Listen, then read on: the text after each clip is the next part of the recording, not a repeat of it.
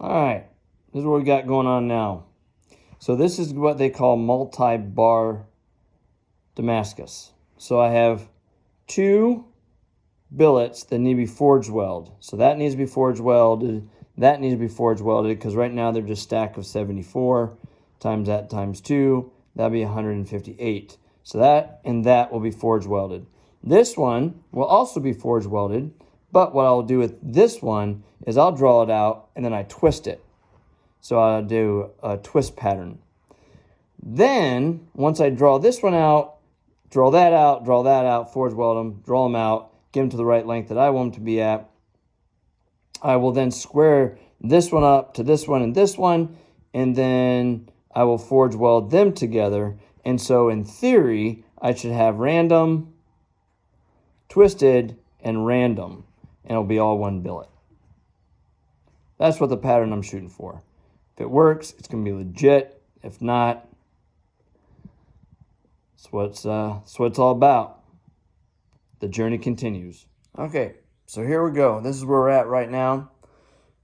I went ahead and forge weld my billets.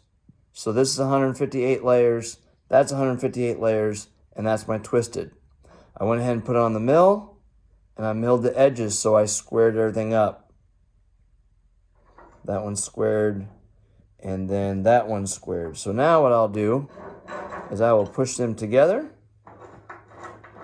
weld them up, and then forge weld them all together, so we'll have one solid billet. So hopefully it'll be all ready for us.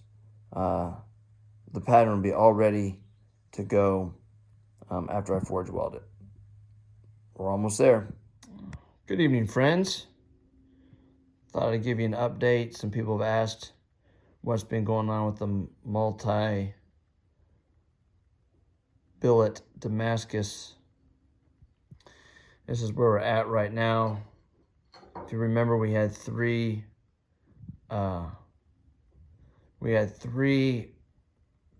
smaller billets of 158 random, and then in the middle we had the twisted. So I went ahead and cut those, welded them together, and they were 5.5 inches long. Now we are at 15 inches long. Just got it off the out of the forge, so it's a little warm. It is 1.65 inches wide and 0.330 in width. So it's all squarish, square as it can be without running through a mill. So the next steps is going to be grind this scale off, and then we will that will take off some of the extra weld that we have on there, clean that all off, and then I'll be able to do a test etch and hopefully be able to see what pattern we got. To be continued.